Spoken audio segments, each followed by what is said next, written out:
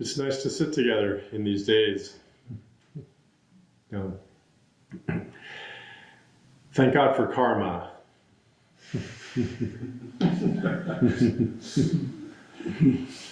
Yeah, I'll say more about that in my Dharma talk, but if it weren't for the Buddhist teachings and the practice and the teachings of many generations of Buddhist practitioners and teachers, men and women, over the 2,500 years since the Buddha was around, we wouldn't be here doing this right now, would we? In this amazing building, with the full intentionality to practice a practice like this, to bring our own wisdom and compassion alive. So what a gift, to be able to engage in this refuge of our Buddhist practice, the three treasures, together, in these times. So our theme for this Ango period, Ango is our peaceful dwelling period, 90-day period that started a few weeks ago, and many of us entered with our Ango entering ceremony retreat a few weeks ago. It was really nice, really lively. We had about 30 people, I think, enter onto the poster that commemorates our intention to practice together. So very strong Sangha commitment to our practice here. And we have some more people here. The theme for our Ango here is karma and crisis.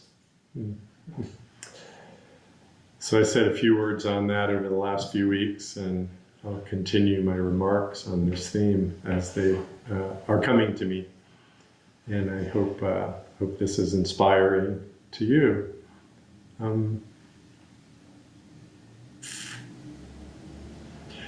I offer my Dharma talk with a lot of humility, because crisis is so very present, in our world right now, and there's no easy fixes at all, and I don't claim to have any fixes at all, actually, but I feel the Dharma does have a very strong way to inspire us, to meet these crises. So crisis is always here for us, isn't it? It kind of is. With respect to this karma and crisis theme, I've shared over the weeks that the way it came together for me when this theme evolved for me was understanding crisis as the moment in the development or the course of an illness when an intervention either works or doesn't work. It's that moment. You could say it's a crossroads, the crisis, the cross, when things go one way or the other. That's the crisis point. And karma, of course, is the law of karma, is the law of cause and effect, which says that all of our intentional actions, all of our volitional action understood as body, mouth, and thought, actions, behaviors, actions of the body, as well as things you say and things you think. So things we do, things we say, and things we think have consequences. And those consequences are related to the spirit and the intention with which the actions are done. Right? So when you combine these two, actions that have a consequence and the moment in which actions have a magnified consequence because of the point of crisis, then we have a really potent opportunity to make change in the world the way that we want it to meet crises and to produce benevolent and good effects or to produce negative effects. So I think one way to look at crisis is to say that really it's always here, in the same way that illness is always here, right? We're always suffering through conditions that oftentimes, come to a head. So many of us have already experienced many crises in our lives. Our society has experienced many crises. Our world has experienced many crises, and will continue to. There will not be an end to crisis. And we do seem to be in a moment when there are just compounding and intersecting crises at very many levels.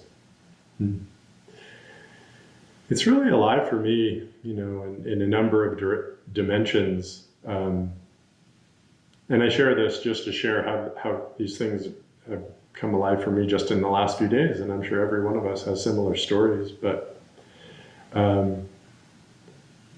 my household is, with a number of young people in it, is very, very attuned to what's going on with Gaza and the flotilla, that's going to Gaza. They're just in a lot of pain over the destruction that's happening in Gaza, the destruction and state action that's killing kids and children and so many people. And this flotilla, that's on its way to try to bring some help and peace, I don't know all the details of all of that, so I'm sure there's a lot of factors involved in all of that. But there's just huge pain, around what's happening over there. And I went into a doctor's appointment. I injured my knee in a soccer game on Tuesday night. I can't do my bows anymore. I can't sit in my position anymore. It's pretty painful. But I went to the doctor's on Wednesday, and my doctor, who comes from the Middle East, he couldn't hold back his tears because of what's happening over there. He was just in despair. And I invited him to share what was going on with his life. And I've known him for decades, so we have a personal relationship. So it's not like he just, he was very professional, and then I invited him to share. And he said he's just, he can't even bear it, what's going on. He happened to say he has a lot of disappointment and anger towards the French government because they present themselves as being for fraternity, equality, liberty, to stand up for those things, and they're not doing anything over there. Of course, he feels the same way about our government and pretty much all governments that are not doing anything, to stop what's going on over there.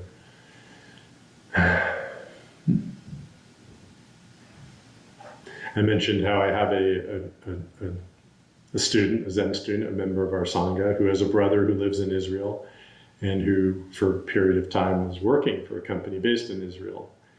And recently had some contact with them. And the CEO of this company just, recently confessed to him that we can barely function. We are every single one of us in the company, but by implication in the country, deeply in trauma, is deeply in trauma, can barely function on a day-to-day basis.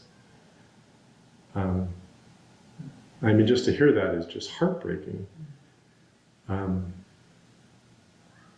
I mentioned that to my doctor when he shared about it, and he just looked at me and said, "I'm in trauma."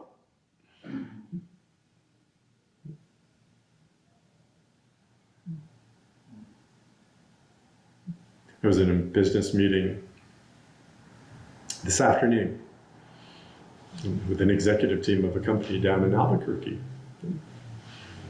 One of the leaders of the company just shared, and again, we all have close personal relationships with each other. And he said over the weekend, a black man was found hanging from a tree outside of Albuquerque. Circumstances aren't clear, but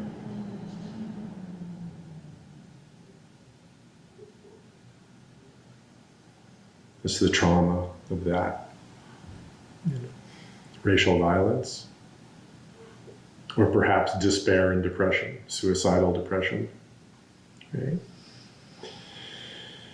So, so much. So much.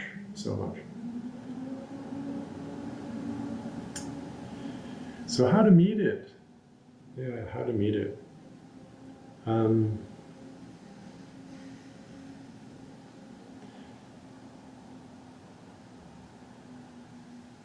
The law of karma says that everything we do, say, or think has an effect.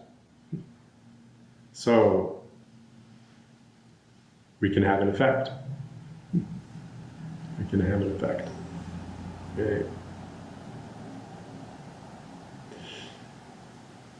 I feel that with our practice, all of us who are drawn, to this deep spiritual practice, we've chosen a different path from the path of worldly power, the path of worldly action. There's a certain law of worldly power that sort of plays itself out, and governments and state actors and many institutions sort of follow these laws. But the spiritual laws that really do understand, how body, mouth, and thought, how words and even thoughts and prayers and blessings, like we did earlier today, can have profound effects on the world. We have to bring that alive. That's part of our path here, is to see how those things can help profoundly. And imagine how different the world would be without, people like Martin Luther King, Gandhi, Nelson Mandela, Mother Teresa, Joanna Macy, and on and on and on, right? Not through deed, not through marshaling armies, not through developing weapons of this and that, through the power of the spirit, power of the heart, power of the word. This is available to us. Yeah, this is available to all of us.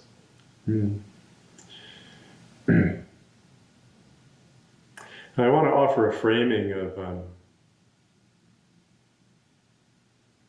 the sense of powerlessness or helplessness that many of us may feel in the face of, these compounding, intersecting, and vast crises that we're experiencing.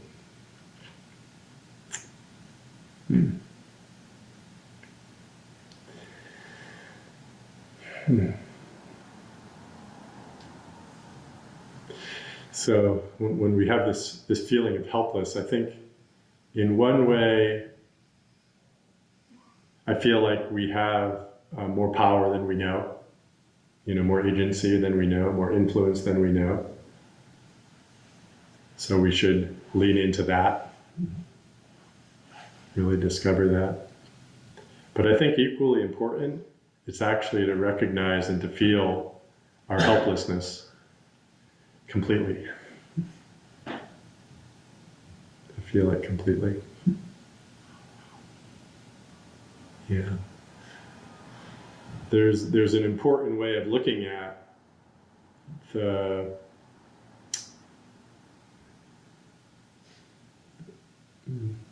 foundational archetype of our practice, I think, which recognizes the profound necessity for surrender. Surrendering our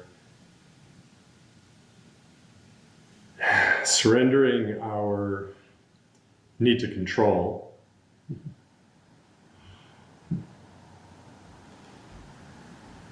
surrendering our insistence that things be the way we want them to be, and surrendering to the reality of our own powerlessness in many cases.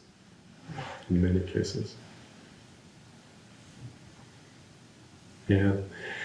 We know that the Buddha, our lore tells us that the Buddha entered into a path of ascetic practice after leaving his home, right?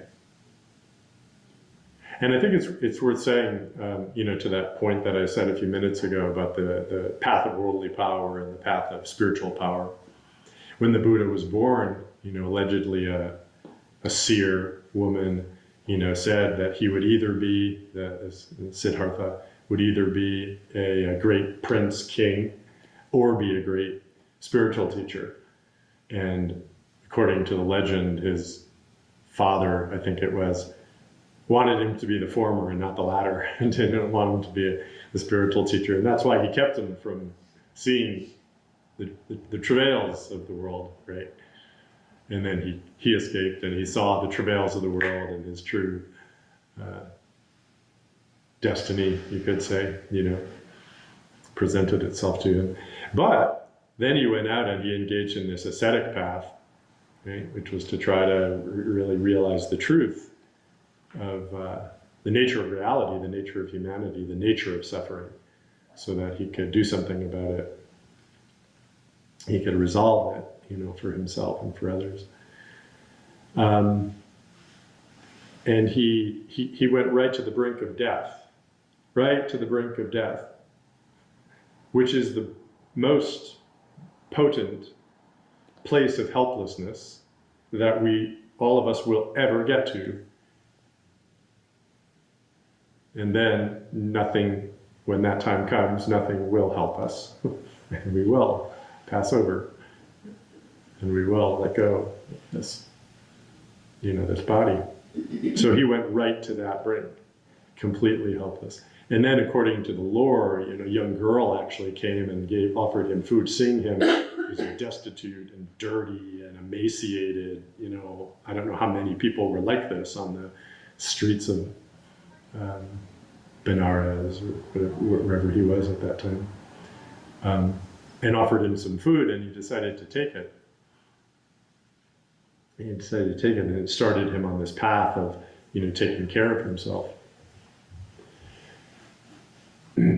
But he had crossed that. He crossed some kind of chasm there, right? I think he crossed that chasm of, I can't will this into being. I can't will the enlightenment experience that, I'm seeking, but I'm seeking on behalf of all beings. I can't resolve this matter of the suffering of all beings. I can't do it. I can't do it. And so there was the profound surrender of his own power to help. And in that moment, he received help from the young girl, and then that somehow motivated him to pursue the investigation in a different way, to pursue the question in a different way. And so he engaged on, yes, it was an intense meditative path. He sits down and he engages in meditation, but he's taken in sustenance. He's taken in, he's not going to starve himself to death. He's not going to destroy his body. He's taking care of his body. And he also, according to the lore, he remembers sitting underneath the tree in his father's yard, in his own family estate, and the joy that he had in that moment came to him. And he said, if awakening doesn't include this level of joy and comfort and nourishment and innocence, then I don't want it.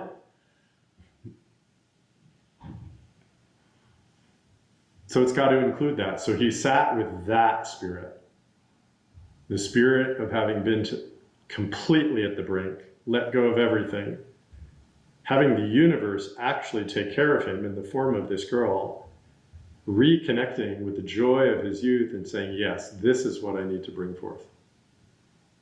And that's the spirit that he faces all the temptations of Mara, which are the worldly temptations of power and wealth and sex, all of this. No.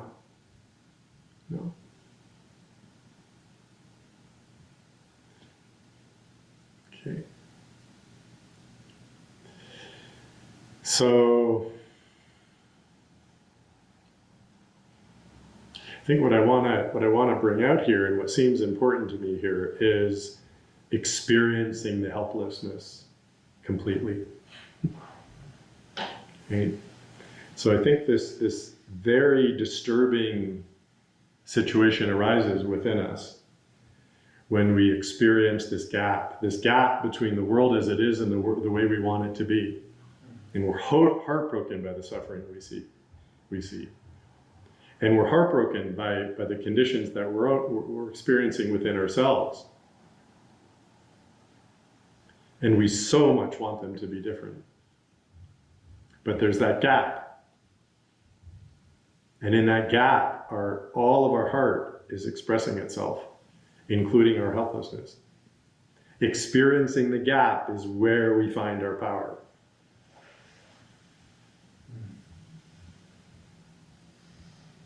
We have a koan, how do you stop the fighting on the other side of the river? We throw ourselves into the conflict. We experience the struggle. We experience the pain. How do we transcend the extremes of hot and cold? When hot be hot, when cold be cold, we throw ourselves into the suffering.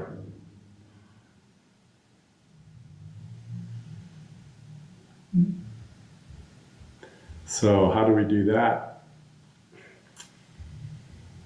Yeah. And I offer this humbly because this is not a quick fix, and this is only just my dharma today on this, but I hope it's helpful. Experience the helplessness. Feel it. Feel it. Don't turn away from the suffering. When you notice the mind going to, what can I do? What can I do? What can I do? How can I stop? What can I do here? Okay.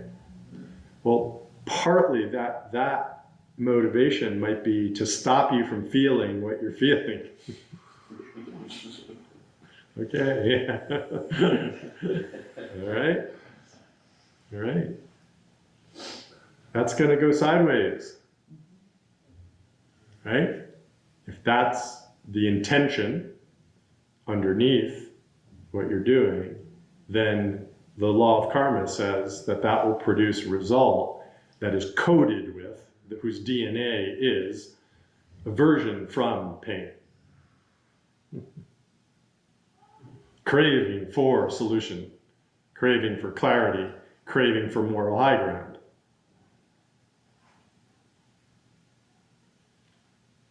That's what's going to perpetuate, that's what's going to happen. That's what's going to grow from that seed, if the intention is to avoid or to aggrandize in that way. But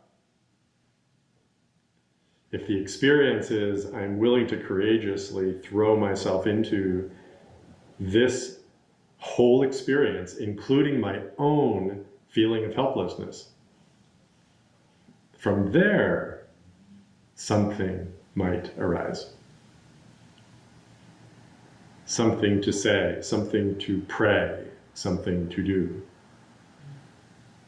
From there, it just can come. I mean, that's how the wisdom appears, right? Not through an analytical process, but through this illumination of the heart.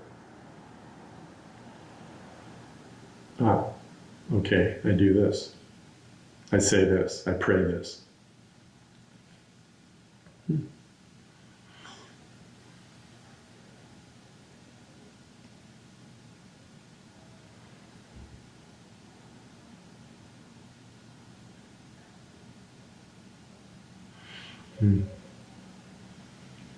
Yeah, just to feel that feeling of helplessness.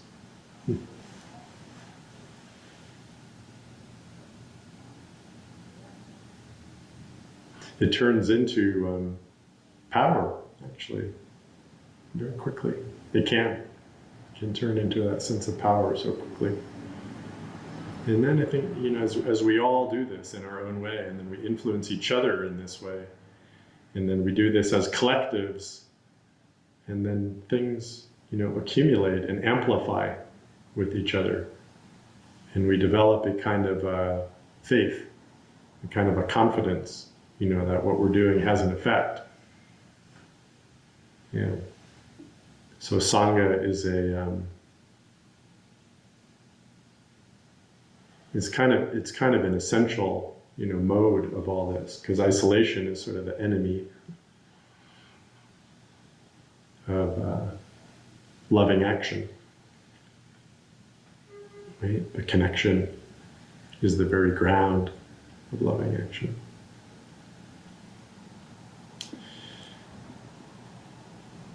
Okay, I think I'll leave it at that.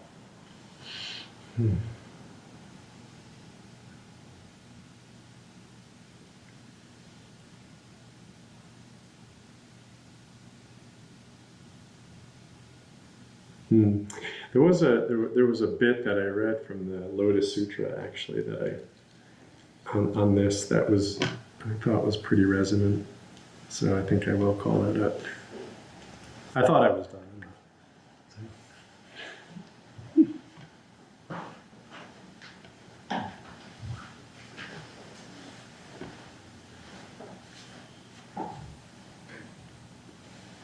So I guess I hadn't. We doing okay? Okay. But feel free to shift. I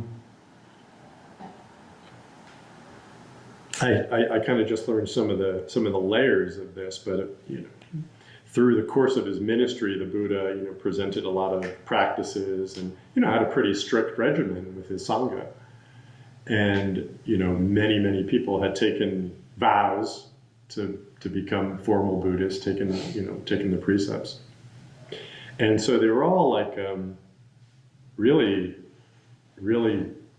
strong, committed practitioners, and they were mostly householders too. So everyone had made like real big sacrifices, to join the sangha, and then they were really focused. It's kind of like, many people today maybe they kind of go all in on like maybe they were bypassing. They were all bypassing, and so I think they probably were all bypassing. So that's my belief, So, but then we get to the later teachings of the Buddha in terms of the Lotus Sutra, and he says everybody is able to awaken, and he's telling this to all the monks and nuns, who've like made this home leaving sacrifice, and like a lot of them were pissed.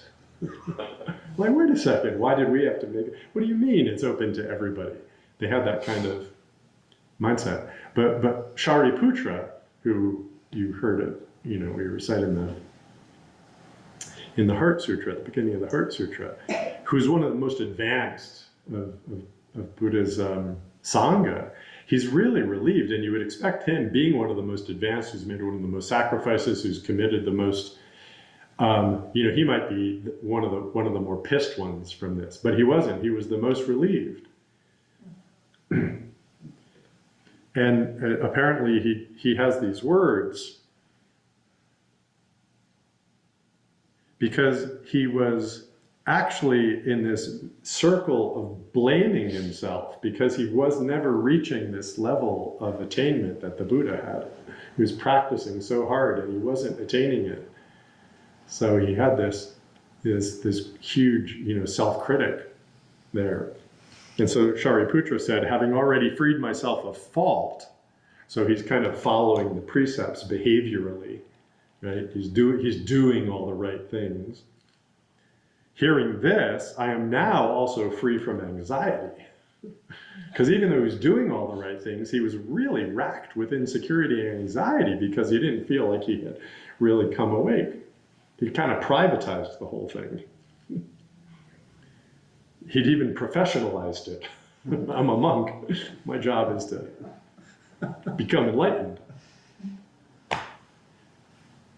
Whether in a mountain valley or under the trees in a forest, whether sitting or walking around, I always thought about this matter and blamed myself completely, thinking, why have I cheated myself so?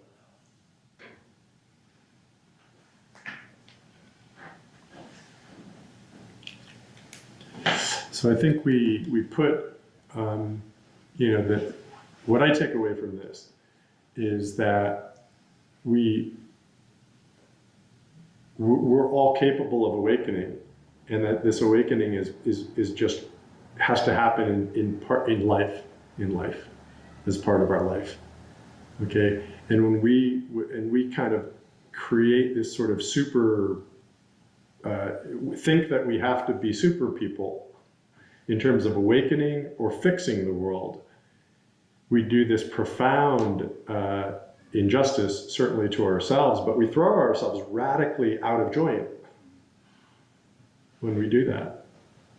So the great humility that comes in says we can't force anything. We can't force anything. Now let me live life in a way that allows me to cultivate, wisdom and compassion. Right? To me, that relates to this theme that I want to bring out about experiencing helplessness. Right?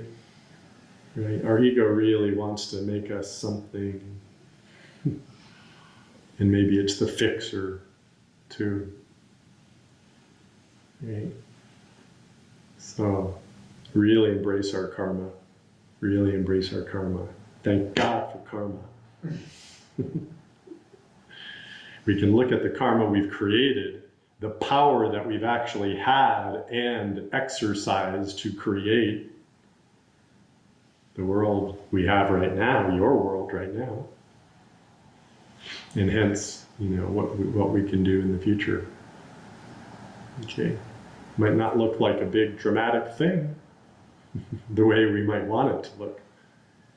But it can be really deep, really powerful, really long-lasting. Yeah, with the right intention and the right skillful means. Okay, now I'm done. Thank you.